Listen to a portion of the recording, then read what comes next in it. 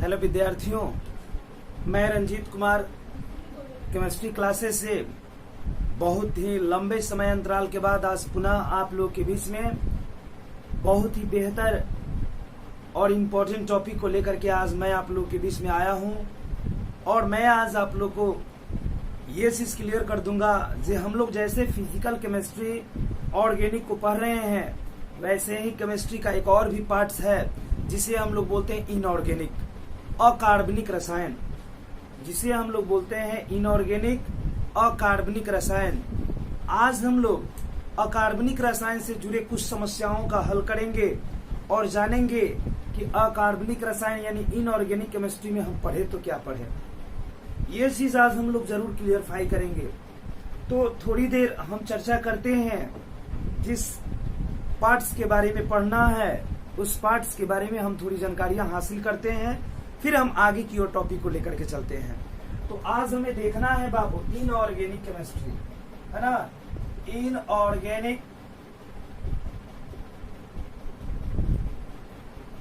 Chemistry, जिसे हम बोलते हैं बाबू अकार्बनिक रसायन, अकार्बनिक रसायन। अकार्बनिक रसायन के बारे में आज हम लोग मूलतः जानकारी प्राप्त करेंगे।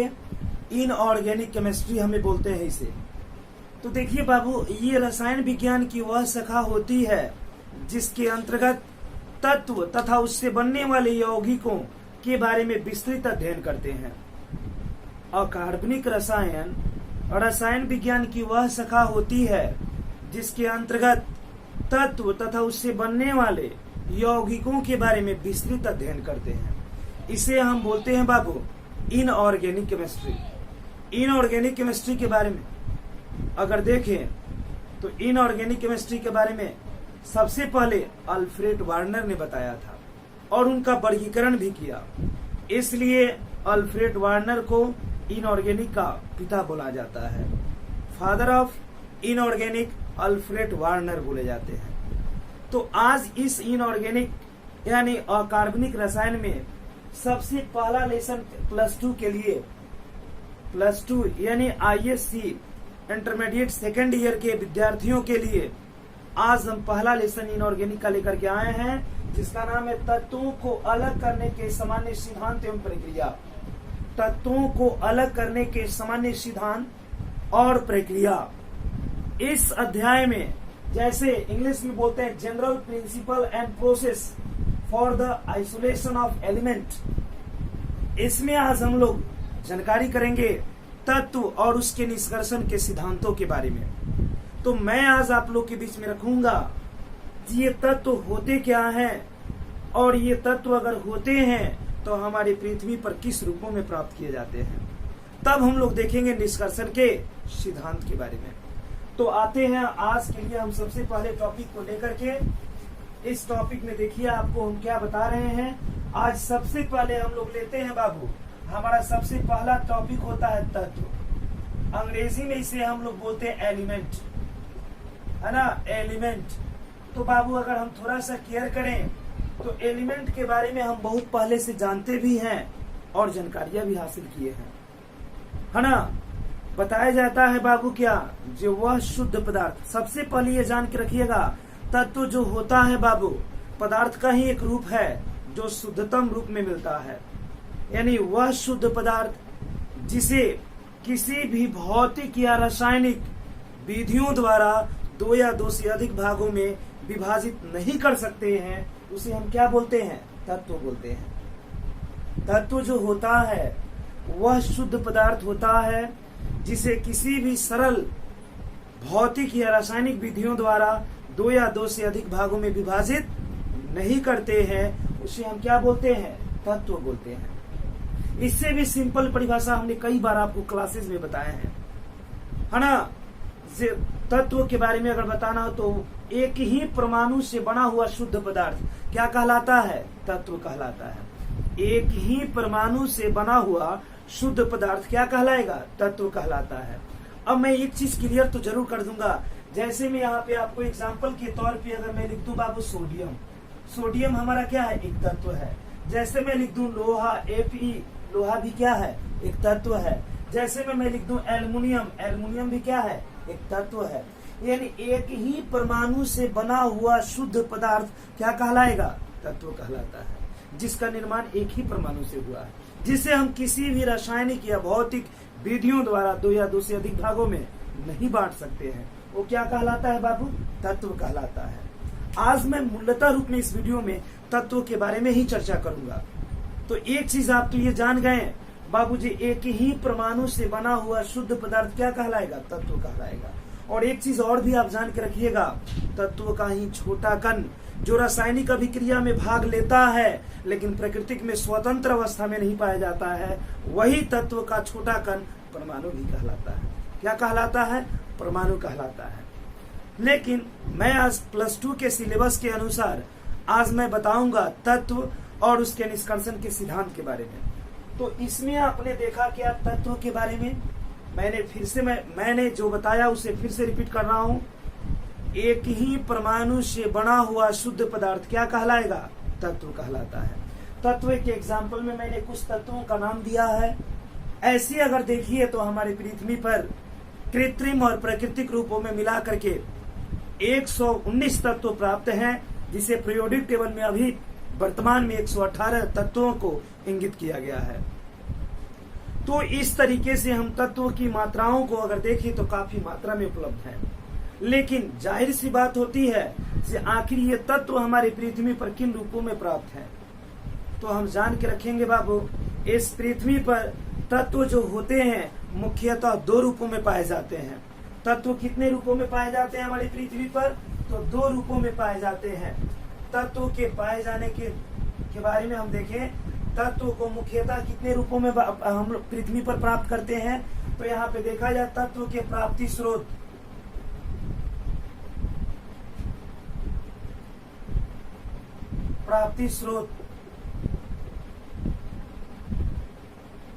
तत्व के प्राप्ति स्रोत के बारे में अगर हम थोड़ा सा देखें बाबू, तो तत्व की प्राप्ति हम 2 रूपों में करते हैं। कितने रूपों में करते हैं, तो 2 रूपों में। सबसे पहला होता है बाबू, तत्व हमारी पृथ्वी पर मुक्त अवस्था में भी पाए जाते हैं।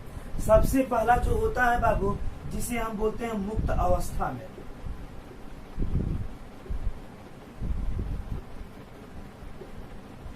तत्व किस रूपों में पाया जाता है बाबू, तो सबसे पहला हमें मुक्त अवस्था में मिला। सबसे पहले तत्व हमें किस रूपों में मिलता है बाबू, तो हमारी पृथ्वी पर तत्व मुख्यतः 2 अवस्थाओं में पाए जाते हैं, है ना। पृथ्वी पर तत्व मुख्यतः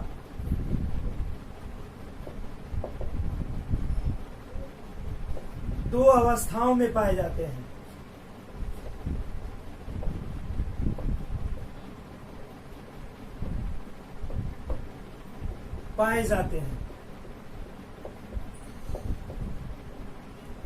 मैंने यहाँ पे लिखा बाबू तत्व यानी एलिमेंट हमारे मुख्यतः 2 अवस्थाओं में पाए जाते हैं। वो भी कहाँ पे, पृथ्वी पर।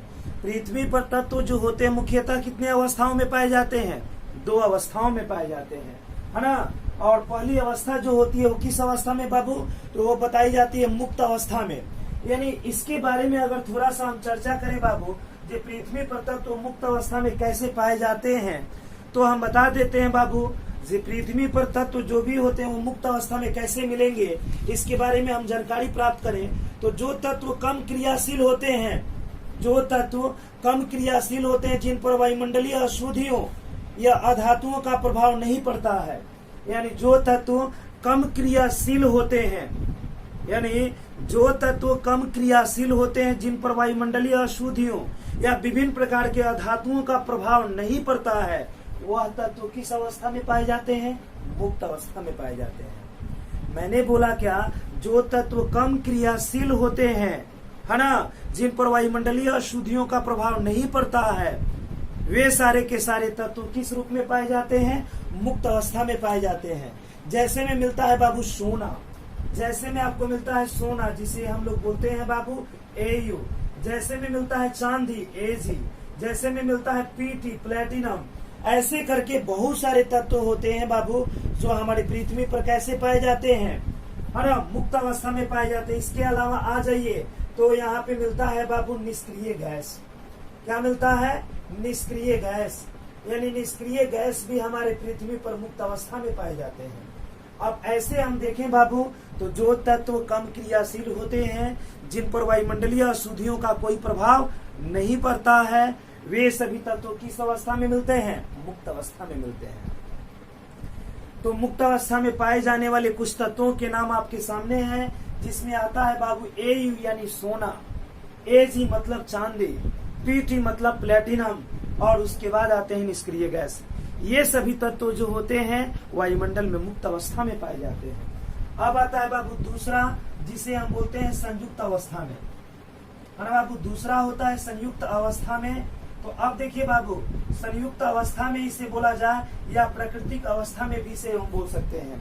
इसे हम संयुक्त अवस्था में या प्राकृतिक अवस्था में भी बोल सकते हैं, है ना। जैसे में बताया जाता है बाबू, यहाँ पे क्या इसकी परिभाषा, वे तत्व जो प्राकृतिक में कम क्रियाशील होते हैं वो तो मुक्त अवस्था में पाए गए, लेकिन संयुक्त अवस्था में जब आएगा बाबू तो ठीक इसके अपोजिट, वे तत्व जो अधिक क्रियाशील होते हैं, जिनके ऊपर वायुमंडलीय अशुद्धियों का प्रभाव पड़ता है, वे सभी के सभी तत्व किस रूप में मिलेंगे? संयुक्त अवस्था में पाए जाते हैं। वे तत्व जो अधिक क्रियाशील होते हैं, जिन पर वायुमंडलीय अशुद्धियों का प्रभाव पड़ता है, वे सभी के सभी तत्व किस अवस्था में पाए जाते हैं? तो संयुक्त अवस्था में पाए जाते हैं।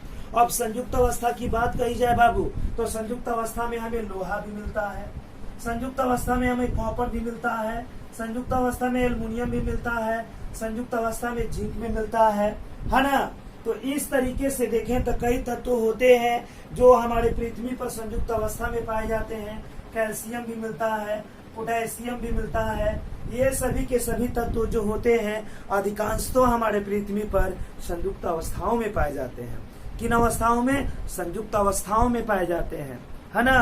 तो इस तरीके से हम देखें बाबू, तो तत्वों की प्राप्ति हमारे पृथ्वी पर दो रूपों में की जाती है, मुक्त अवस्था और दूसरा संयुक्त अवस्था में होता है।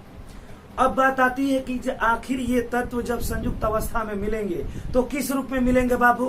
तो किस रूप में मिलेंगे तो जानेंगे आप। जो हमारे पृथ्वी पर जो भी तत्व पाए जाते हैं वे खनिज के रूप में मिलते हैं, मिनरल्स के रूप में मिलते हैं। और खनिज के बारे में हम लोग सबसे पहले जानेंगे जो आखिर खनिज होता क्या है। तो यहाँ पे हम देखते हैं बाबू, हमारे पृथ्वी पर तत्वों की प्राप्ति जो होती है किन किन रूपों में की जाती है। तो सबसे पहला रूप होता है जिसे हम बोलते हैं खनिज। खनिज के रूप में भी तत्व पाए जाते हैं, इसे हम लोग खनिज को इंग्लिश में बोलते हैं मिनरल्स, है ना बाबू।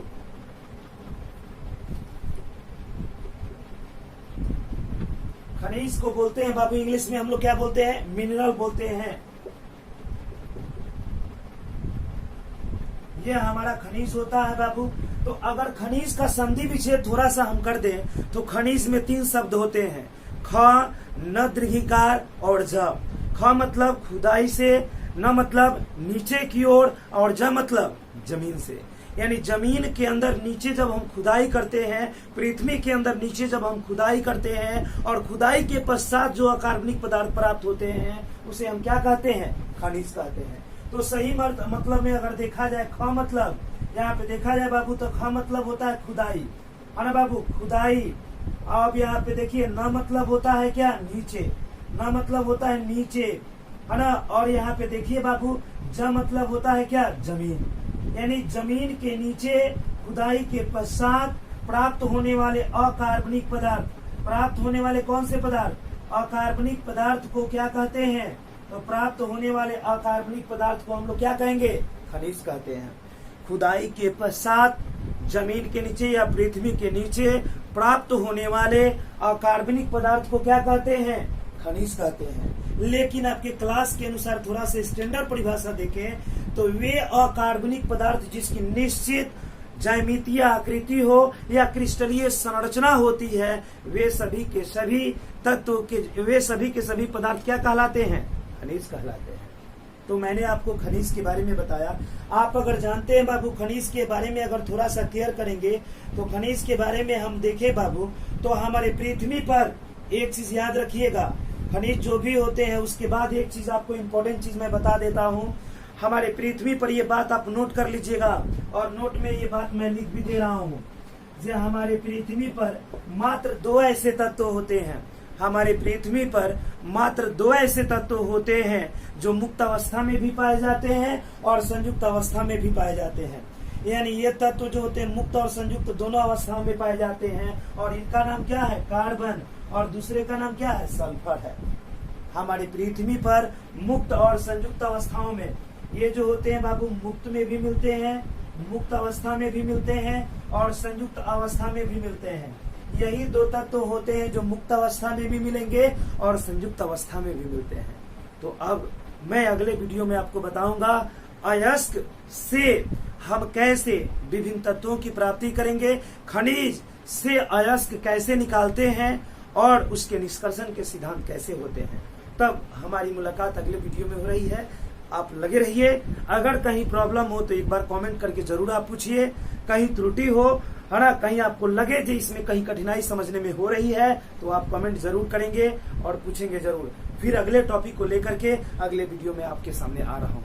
तब के लिए धन्यवाद।